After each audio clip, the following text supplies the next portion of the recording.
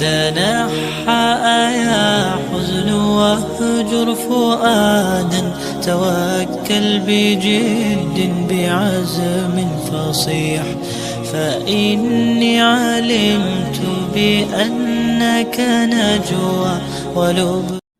بسم اللہ الرحمن الرحیم. شروع اللہ کے نام سے جو بہت مہربان نہایت رحم والا ہے. آیت آف دا ڈے میں آج ہم آپ کو بتائیں گے رمضان سے متعلق روزے فرض کیے گئے سورہ بقرہ کی آیت نمبر 183 سے 187 تک کے احکامات.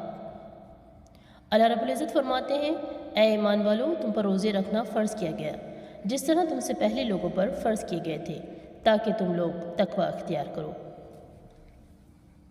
کیونکہ یہ گنتی کے چند ہی دن ہیں لیکن تم میں سے جو شخص بیمار ہو یا پھر سفر میں ہو تو وہ اور دنوں میں گنتی کو پورا کر لے اور اس کی طاقت رکھنے والے فدیے میں ایک مسکین کو کھانا دے دے.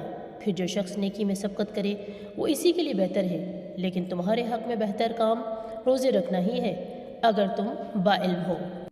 ماہ رمضان وہ ہے جس میں قرآن اتارا گیا جو لوگوں کو ہدایت کرنے والا ہے اور جس میں ہدایت کی حق و باطل کی تمیز کی نشانیاں ہیں.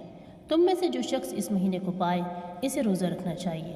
ہاں جو بیمار ہو یا مسافر ہو اسے دوسرے دنوں میں یہ گنتی کو پوری کرنی چاہیے. اللہ تعالیٰ کا ارادہ تمہارے ساتھ آسانی کا ہے سختی کا نہیں.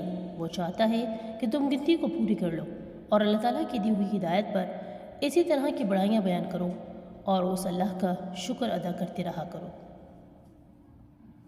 اور جب میرے بندے میرے بارے میں آپ سے سوال کریں تو آپ کہہ دیں کہ میں بہت ہی قریب ہوں ہر پکارنے والے کی پکار کو جب بھی وہ مجھے پکارے قبول کرتا ہوں.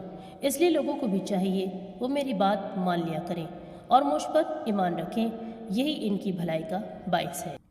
اور یاد رکھو روزے کی راتوں میں اپنے بیویوں سے ملنا تمہارے لیے حلال کیا گیا ہے کیونکہ وہ تمہارا لباس ہیں اور تم ان کے لباس ہو. تمہاری پوشیدہ خیانتوں کا اللہ تعالیٰ کو علم ہے. اس نے تمہاری توبہ قبول فرما کر تم سے درگزر فرما لیا. اب تمہیں ان سے مباشرت کی اور اللہ تعالیٰ کی لکھی ہوئی چیز کو تلاش کرنے کی اجازت ہے. تم کھاتے پیتے رہو یہاں تک کہ صبح کا سفید دھاگا سیاہ دھاگے سے ظاہر ہو جائے یعنی کہ صبح کی سفیدی رات کی سیاہی سے ظاہر ہو جائے. پھر رات تک روزے کو پورا کرو اور عورتوں سے اس وقت مباشرت نہ کرو جب کہ تم مسجدوں میں اعتکاف میں ہو. یہ اللہ تعالیٰ کی حدود ہیں تم ان کے قریب بھی نہ جاؤ. اسی طرح اللہ تعالیٰ اپنی آیتیں لوگوں کے لیے کھول کھول کر بیان فرماتا ہے تاکہ تم تقوی اختیار کر سکو. سبحانک اللہم و بحمدک اشہد ان لا الہ الا انت استغفرک و اتوب الیک وما علینا الا البلاغ المبین.